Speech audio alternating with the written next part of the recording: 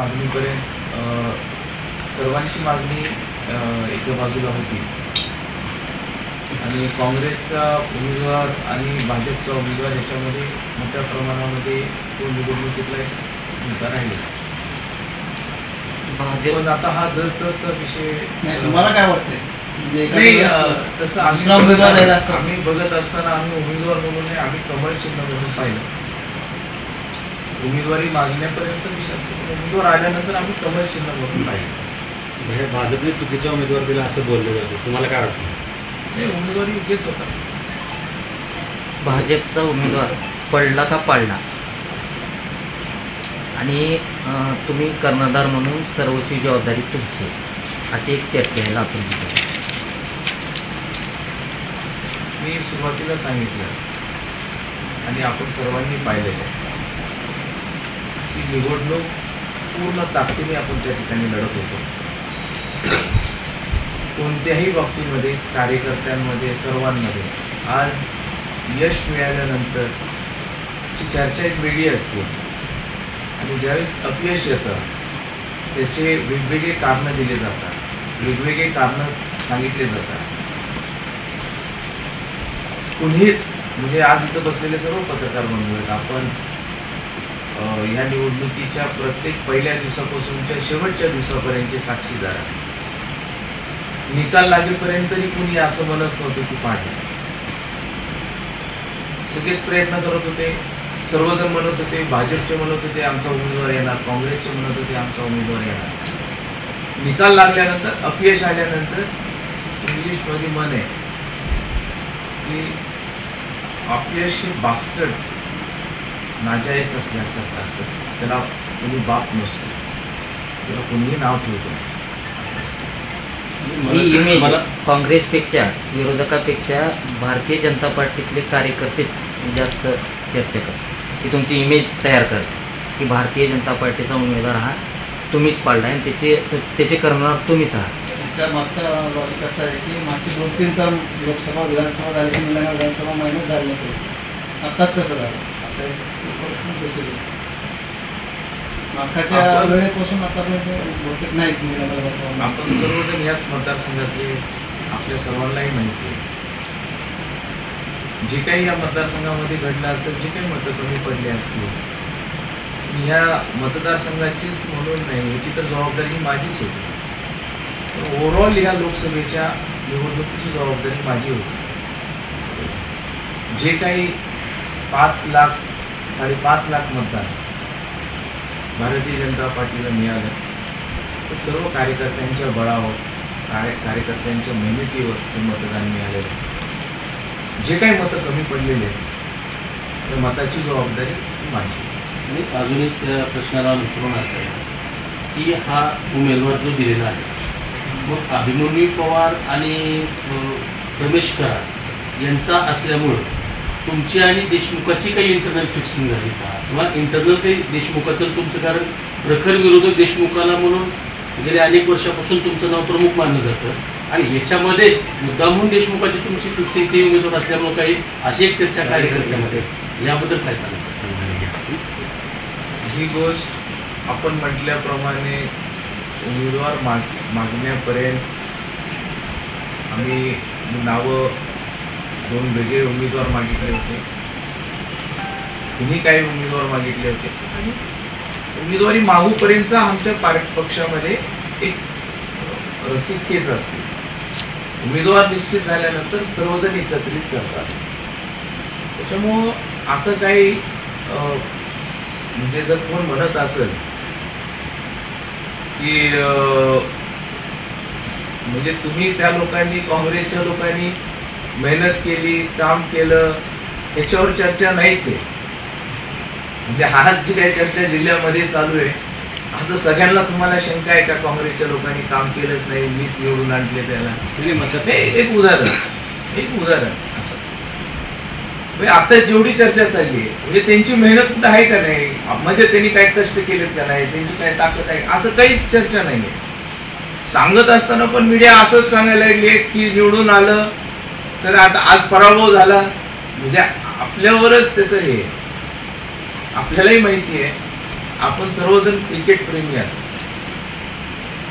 काँग्रेसच्या कार्यकर्ते आपण क्रिकेट प्रेमी आहात. मग काँग्रेस असेल किंवा इतर कुणी असेल, हे बघा, अपयश आल्यानंतर अपयश इज बास्टर्ड, त्याला बाप नसतो.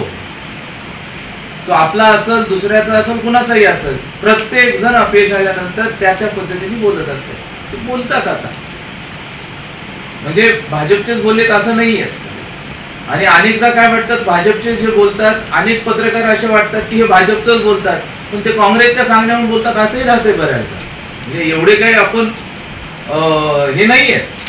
अनेक माध्यम असे आहेत की मीडियामधले असले असे अनेक माध्यम आहेत की जे वाटतात की भाजप बद्दल बोलतात, भाजप बद्दलचं प्रेम आहे, पण ते काँग्रेस बद्दलचं प्रेम असतंय.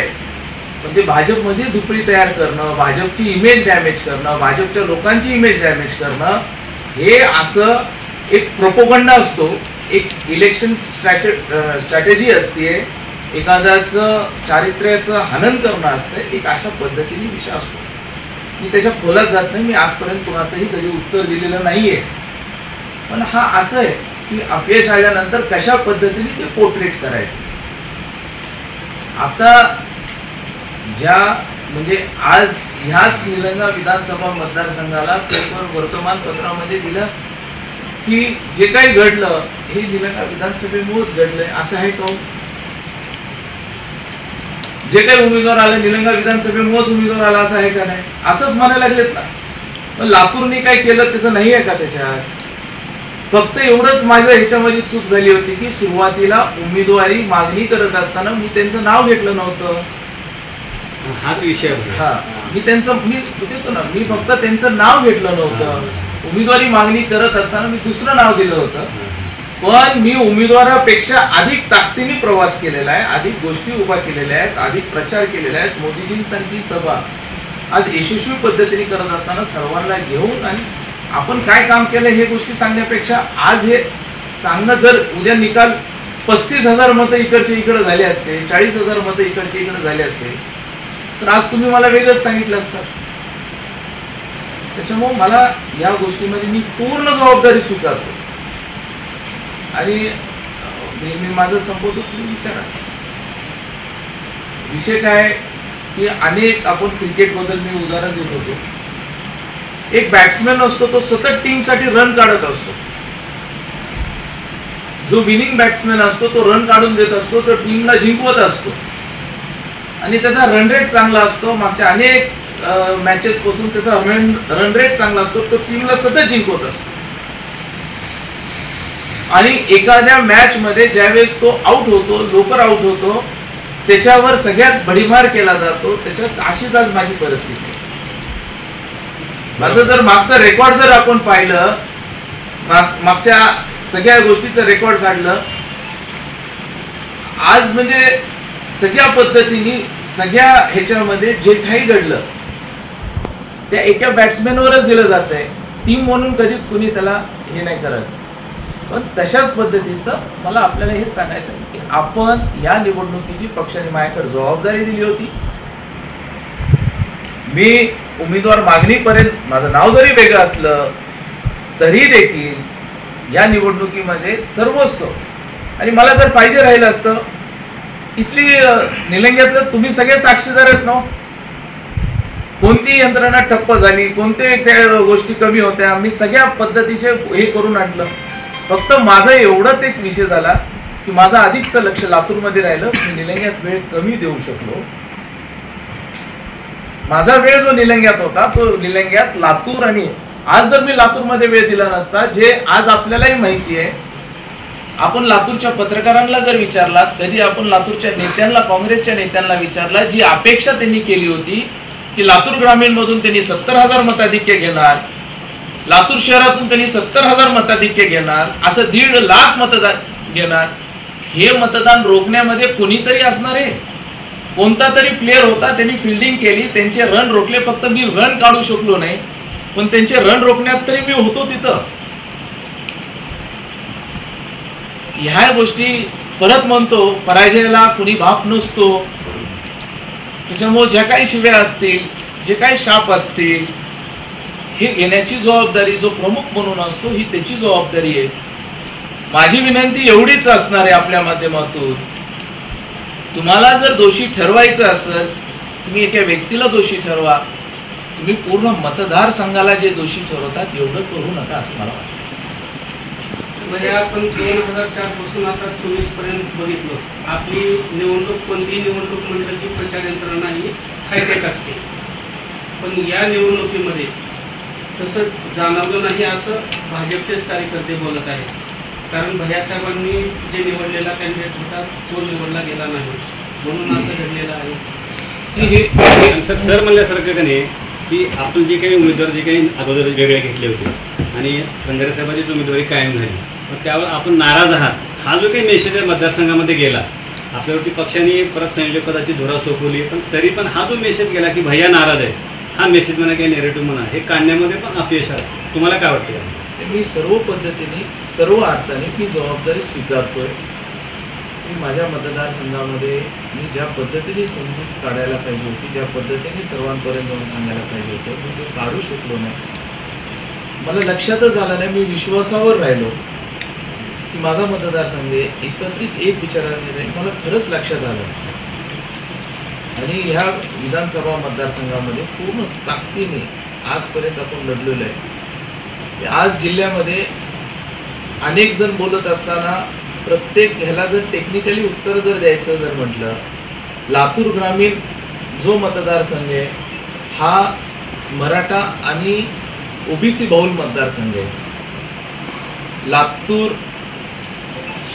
शहर जर म्हटलं तर हा लिंगायत, मुस्लिम आणि दलित आणि ओबीसी असा बहुल मतदारसंघ आहे. उदगीर जर आपण म्हटलं ओबीसी, मुस्लिम, मराठा, लिंगायत असा बहुल मतदारसंघ आहे. आपण इकडचं जर विधानसभा मतदारसंघ म्हटला अहमदपूर, हाही ओबीसी बहुल मतदारसंघ आहे. लिंगायत आणि मग नंतर मराठा बहुल मतदारसंघ आहे. निलंगा विधानसभा मतदारसंघ जर आपण म्हटलात तर निलंगा मराठा, लिंगायत, मुस्लिम आणि दलित असा बहुल मतदारसंघ आहे. उमेदवार हा निलंगा विधानसभा मतदारसंघातला होता. निलंगा विधानसभा मतदारसंघातला उमेदवार असल्यामुळं आणि त्यांच्या घराची पार्श्वभूमी पण राजकीय पार्श्वभूमी होती. त्यांच्या ह्याचा हे आपण कुणीही नाकारता येत नाही. ह्याही गोष्टीचा तो भूमिपुत्र होता, म्हणून माझा प्रयत्न होता की भूमिपुत्र उमेदवार द्यावा. आता हे तुम्ही मला आपण बारीक खोलात घेऊन चाललात म्हणून मी सांगायचा प्रयत्न करतोय. तो भूमिपुत्र होता, अनेक गोष्टी त्यांच्या बाजूने राहिल्या. जरी ह्या सगळ्या बाजू त्यांच्या बाजूने राहिल्या, एक प्रमुख म्हणून ही माझी जबाबदारी होती. मी ह्याच्यातून मी जर या भागाचं नेतृत्व करत असेल, मी लीडर म्हणून माझ्याकडे जबाबदारी दिली असेल, मला कारणं सांगायची, मी कारणं सांगू शकत नाही, मी रिझन्स देऊ शकत नाही, मला जबाबदारी स्वीकारावं लागते.